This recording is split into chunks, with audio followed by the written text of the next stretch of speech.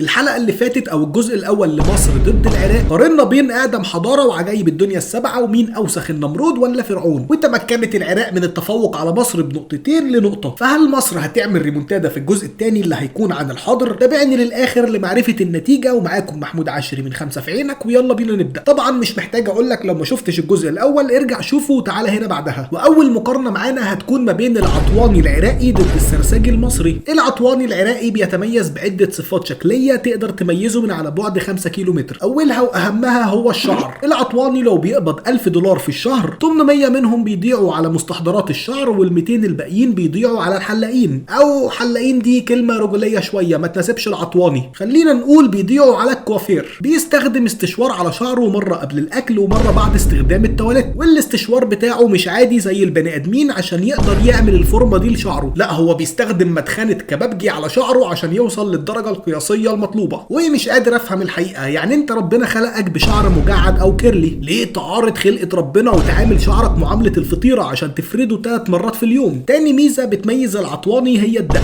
لو انت مفكر في خيالك المريض ان العطواني بيحدد دقنه بموس حلاقه عادي فانت غلطان. العطواني بيستخدم برجل ومنقله ومسطره لتحديد دقنه، ولا اكنه بيرسم حدود دوله في العصور الوسطى. وبدل موس الحلاقه بيستخدم سيف نابليون بونابرت، وبيستعمل مستحضرات على دقنه كتير، وبيستعمل زيوت على دقنه كتير، ومش زيت معين، لا اي زيت بيلاقيه قدامه، زيت شعر، زيت دقن، زيت قلي، زيت عربيات، المهم دقنه وشعره يكونوا في قمه اللزاجه اللي في الدنيا. ثالث شيء بيميز العطواني هو لبسهم. شعبان عبد الرحيم الله يرحمه وليونيل ميسي في حفلات البالون دور نقطتين في بحر الكائن العطواني في الاناقه والقيامه واختياراتهم للبدل، ودايما بيلبسوا تيشيرتات ضيقه فشخ لسبب مجهول. يعني ممكن افهم لو انت بتروح الجيم وجسمك رياضي وعايز تبين عضلاتك بتلبس تيشيرت ضيق، لكن لما يكون 80% من جسمك دهون وترهلات فانت بتحاول تورينا ايه؟ بتحاول تقنع العالم بايه؟ وايه الالوان دي؟ اصفر، برتقاني، بينك يا عطواني. في ناس بتخاف من الموت، ناس تانية بتخاف من الخيار المخلل. انا كنت عايز اصارحكم ان انا عندي فوبيا من الخيار المخلل، لكن كابوس العطواني المرعب انه يكون عنده صلع وراثي في العيله، لان درجه العطوانيه تتناسب طرديا مع كثافه شعرك وامكانيات تعديله باوسخ طرق ممكنه. بالنسبه للسرساجي المصري ده بتقدر تميزه بعده اشياء زي لبسه وطريقه كلامه وتصرفاته. خلينا نبدا باللبس والموضوع بسيط. اي شيء مبالغ فيه جدا جدا جدا هتلاقيه بيلبسه او بيستعمله. يعني السرساجي دايما في صيف او شتاء هتلاقيه لابس جاكيت جلد عليه شراشيب كتير وجيوب كتير. البنطلون اللي بيلبسه بيكون ضيق فشخ ومتقفز تقفيزه ما تدخلش في عصايه مقشه، وبرده فيه جيوب كتير او خرام كتير او ترقيع كتير. معظم الناس بتفضل تلبس جزمه بيضاء او سوداء. السرساجي ما ينفعوش الكلام ده، محتاج الوان تلفت النظر، وتلفت النظر هنا بمعنى انها تسبب عمى مؤقت للي قدامه، فبيلبس جزم بالوان زي الفسفوري او البرتقاني او الاصفر الفاقع قوي. طبعا السرساجي ما يكونش سرساجي من غير اكسسوارات، يعني بيلبس 400 حظاظه في ايد، والايد الثانيه يا بيلبس فيها ساعتين ايد،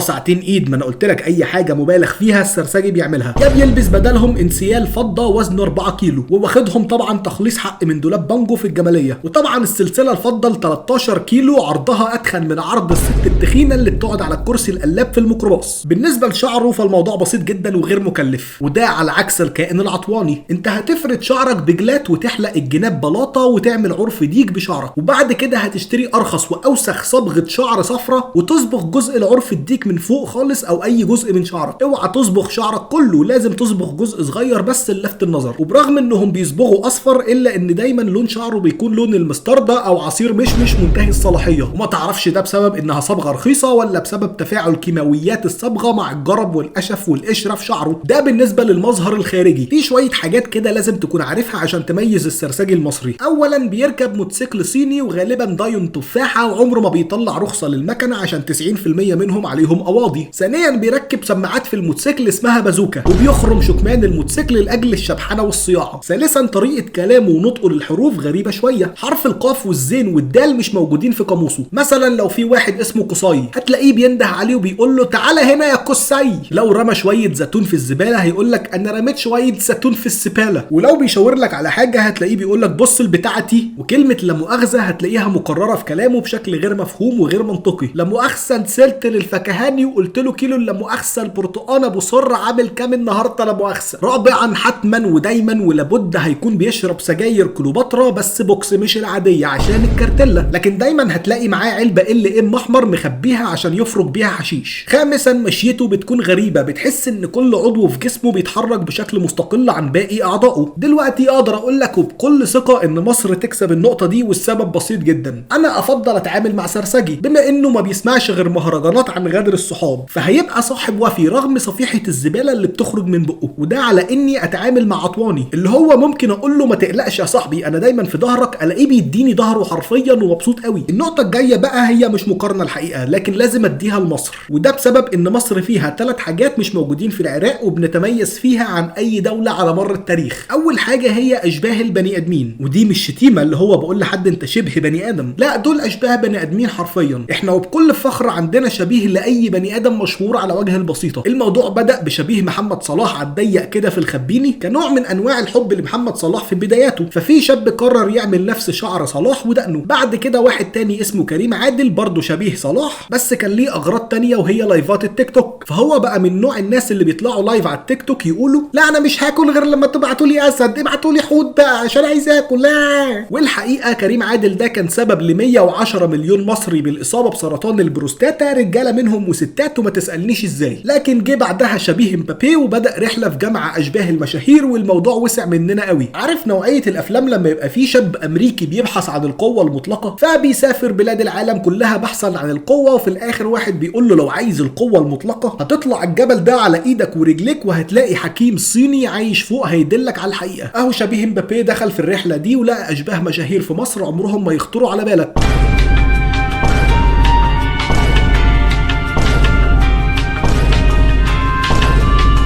ولحد النهارده مش قادرين نوقف ماسوره الصرف الصحي اللي طفحت في وشنا، والحكايه وصلت للCIA. وكان في اشاعه وانا صغير منتشره ان اللي كان بيحكمنا من سنه 2000 ل 2010 كان شبيه حسني مبارك، لانه توفى في سنه 2000 وبالتالي جابوا لنا شبيهه عشان استقرار الدوله والنظام. طبعا كنا بنتريق على اللي بيردد الكلام ده، لكن حاليا بعد الكم الرهيب للاشباه اللي خرجوا للبشريه هبدا اصدق في نظريه شبيه حسني مبارك فعلا. تاني حاجه هي ان احنا عندنا المنوفيه، مش محتاج اتكلم كتير عن المنوفيه واقول وعيد ان نص عباقرة العالم خرجوا من المنوفية. انا بس هوريك عينة من ابناء المنوفية. How are you؟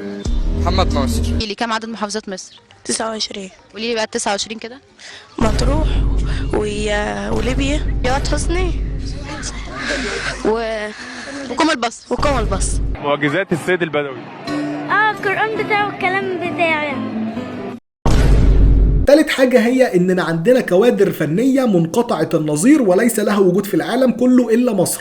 اتمنتو اتشندر ما يهورتك اتمنتو اتشندر ما يهورتك.